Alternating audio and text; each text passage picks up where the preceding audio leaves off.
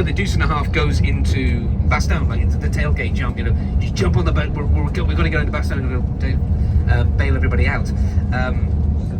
It was a night shoot, so in the back of the deuce and a half, everyone's kind of like huddling up. The camera starts and it pans off a helmet like that. It goes up and looks at everybody. The helmet is Tom Hanks' son, Chester, who I think at the time was about 7. Who just went around with his helmet on all the time, and he wanted to get him in, so he comes off the back of his head there. But before we actually started filming that, we were just kind of kicking him out in the back of this truck, and there was this weird rumour that Dick Winters was going to be on set.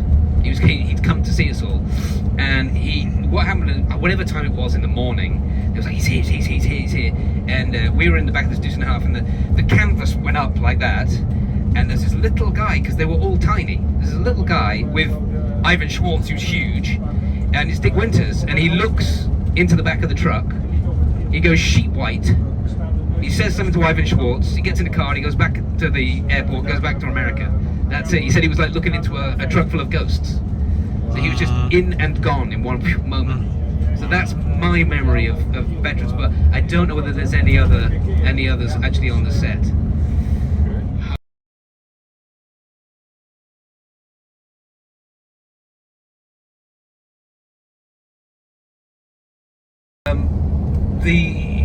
It was directed by Tom Hanks, which was I think the single greatest joy in my life that I didn't produce, in all my children. He was just the most wonderful human being, and really sort of simple, empathetic director as well. And the scene with me and Mark at the back there, where there's an incursion, and we're going on about the fact that the replacements haven't started shaving and all that stuff.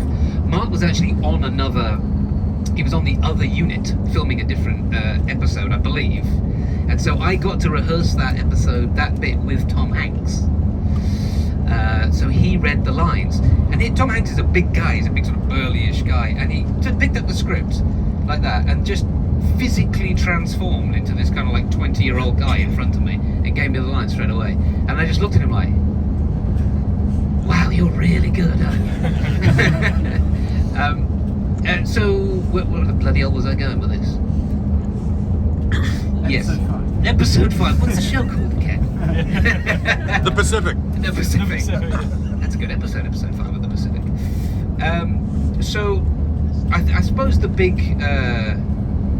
sequence is the bayonet charge, which, if you look where we're going, I know it sounds ridiculous because of course it does, but it looks exactly like we filmed it. When I first went there, I was like, except it's about 3 times longer.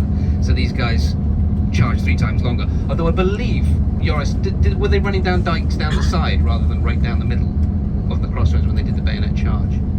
I'll get to that. Oh, he'll get to that. Sorry, stepping on your lines, Joris. When we originally filmed it, we're all screaming. I always wondered that. So yeah. What I'll do is I'll wrap this up, and you can just ask me all the questions you like. It's a better if I do that. So you'll see all our mouths like ah. So we how many times did we film it, Doug? Do you remember? The Crossroad, the bayonet charge. I don't think we filmed it that much. No, and that's why we had to just so we're all screaming. And the other thing, we've all got rubber bayonets as well, because I think the first time we did it, someone might have got almost fatally injured. You got badly injured. Someone got stabbed in the eye with a bayonet. Oh, yeah. oh really? Yeah. So then, from then on, we've got rubber bayonets. So if you've ever tried to run carrying a rifle and not make a rubber bayonet, it's really tricky. You just kind of run, and then they just silenced it out anyway. I think the reason why, if that was going to be a question, we were originally screaming because they did. They always screamed like the rebel. It was like a rebel yell. Yeah. But of course, they take the Germans by surprise when they get to the edge, and they would have heard them coming for about the last 100 meters, so they had to silence it out.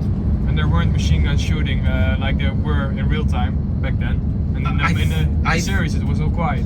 Yes, I think they were in 3 lanes, and they had machine guns going on either side. I think the band.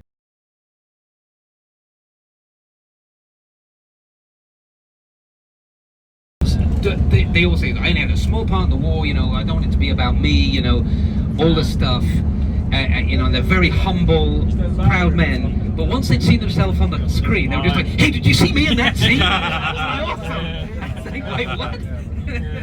So that was really cool. But boy, geez, we were.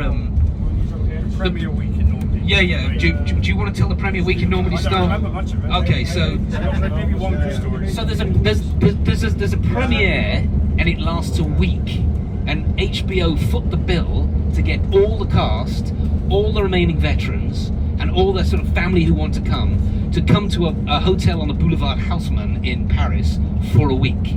And all that we did for a week was drink. That's it. David Heffron got in a fight with a German guy in the lift. I remember that. Bill Garnier, who's only got one leg, is bouncing my then girlfriend on his knee. Like this. My girlfriend. Yes, I know. Who was the girl? Was it Cherry as well? Do you remember there was a girl from production in Cherry who was very well endowed, and he kept moving her drink away from her so she'd lean in more. And then he kept winking at me like that. So HBO knows how to write a check, man. So they said to us, it's all on us. So, you know, do whatever you want. You know, your laundry, your bar bill. They made a mistake there. My bar bill was €3,000. And I've never worked for HBO since. I'm still working it off. Crack on you. Well, no, just to add to that, I mean, so Babe Heffron said, he said, HBO are paying for everything, right? I said, yeah. He says, go up to the bar, ask him for a carton of cigarettes, put up my bill. And so I'm getting cartons of cigarettes for the guys, you know? And it's like, but just to sit with them for a week and drink, it's like they were kids again, you know? It was like they were with their mates, they were all their buddies and whatever, and they tell the stories, but they were just happy to be together, weren't they, you know? Yeah. But it's quite scary. Who was the kid with Babe Heffron visiting us? Yeah, it was Bill Garnier and Robin, who played him, was he was walking around. He was at the unit base, and then he heard some kid's name, and he remembered that this kid had been shot, and he had carried him off the battlefield, and and there's this kid. He was just, I think he was only, I don't know who he was, I don't know what part he played, but he was on, I think he only was in it for an episode. But the real Babe Heffron carried this kid off, like injured, off the battlefield in one of the episodes. I think it was quite early. And he just, when he saw him, he went, you're him? He said, I carried you. And he just, face just went, his eyes welled up, and he just got out a coin, a challenge coin. He said, take that, I remember carrying you, blah, blah. And I got back, and the kid didn't make it. But even then, like, so many years later, like, the emotion on his face at that moment was really similar funny. thing. I went up to him and I said, hey, how you doing? He said, who you play? I said, Dukeman. And he just went, tears in his eyes straight away, man. And I was like, oh shit, this is real. Yeah. You know? And it was like probably that moment that I realised how real it is. I mean, it was, yeah. Just being around those guys was amazing. They were a force of nature. Being around them drunk was even better. You know? They were funny. They were just funny. Well, I mean, there's drinking and there's drinking that they can do. It's just neat vodka and it's like that, and it's Pall Mall filterless. Just the whole time, just one after another. And there's just no. Yeah. They're not drunk. I'm drunk. I'm crawling around on the floor crying for my mother. Drunk. But it was like, so like, okay, so they were the funniest guys you ever met, and they were the coolest guys I've ever met, but the reality, sorry to be miserable again, but the reality of it is that they killed a lot of people, you know, and to look at these men and know what they had to do and go through, and they came through it, it's baffling to see a human being like that went out there, and God knows how many people they had to put down, you know, and it's.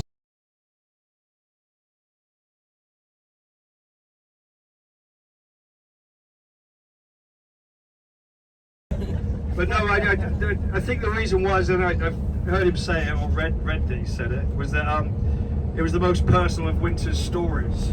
It sort of showed Winter's arc, because that was the last actual battle that he was in before he was made up to. Yeah, it was. He was promoted here. The last time he fired his rifle. Yeah, and so and it basically showed how much he loved his men, and I think what Tom Hanks wanted to do was to show the human side of Winters and how he felt about his men and what he would do. Because one of his famous sayings was "hang tough," obviously, but he said, "Follow me," and he obviously was the first to run across that Great Divide. And then what happened? The smoke canister didn't go off, and everybody was way behind him, and all that kind of stuff. And he's like, "Shit, where is everybody?"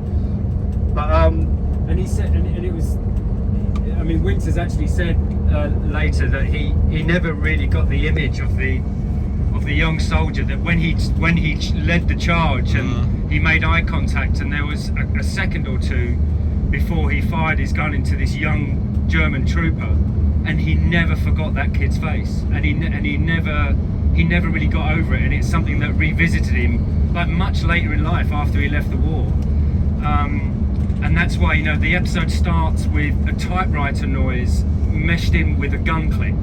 It was about the fighting, and also about how he dealt with it himself. So the writing was kind of to signify him kind of coming to terms with what he did in the war, and that was when it happened. Because of course then he was promoted and never fired a shot again, and he left his guys. So it was a real pivotal moment for Winters, and that was when he started to reflect on war itself for the first time. I met the real Spiers because he was a mythical figure running through explosions. I did meet the real Spiers, at Roland Garros. He wasn't playing tennis. It was him against Federer in the semi-final.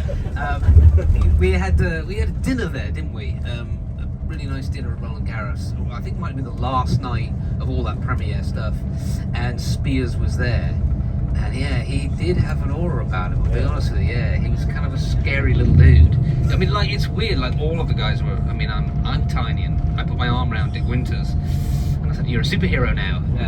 And he fitted under here. He was a tiny little guy. Spiers was a little bald guy with a very intense look on his face. Did I approach him? No. Did I take a cigarette from him? No. So that's but yeah, all I can say is I met him, and he did have an aura about him. But so did the guy who played him. Yeah. So did the guy who played him. He had He was out there. He was a Saw crazy something dude. about that on the Zoom. About what? About Matt Settle? Yeah. Oh, I love Matt Settle. I love Matt He Settle. was in character. Yeah, he was in character a lot. Yeah.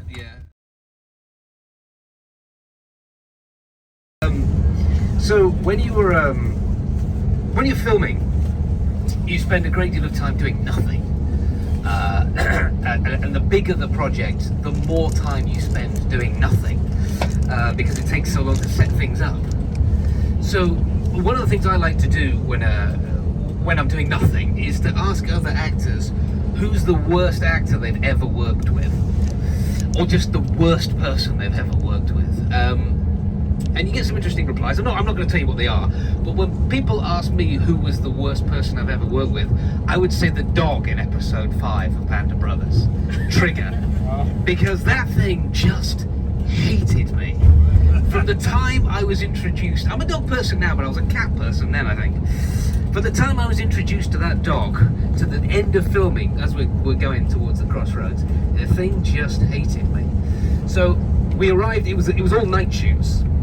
So we arrived, I think I arrived on set at about 5 o'clock in the afternoon, and I'd totally forgotten that I had a dog in that scene. For some odd reason, when I read the script, I just thought there would be like a fake dog, or not a real dog, but of course it has to be a real dog. So I was taken away to a dog handler, and this person took their job really seriously. So she introduced me, she said, would you like to come and meet the canine actor? I said, I'm sorry, for a minute, I thought you said canine actor. Yes, the canine performer, in fact. So I was taken to meet this Alsatian. And she's like, no, he's very nice, and he don't bite. He's a lovely animal. And for the second it saw me, it just started to go. And I'm like, are you sure it doesn't bite? Because it looks like it's going to take my face off right this second. She said, well, maybe you just need some time to get used to you. This is Trigger, the dog. And he didn't get used to me. He just hated me the entire time. And so you see in the scene, I've got a stick and I'm messing around. There's this kind of like this shifty look in my eye, like, please don't eat me, the entire time. And after about 3 o'clock in the morning of filming, he just got fed up. That was it, done. and he just jumped up and bit straight through the sleeve of my shirt, and then looked at me like, "We're done." And that was it. We were done. That is terrifying.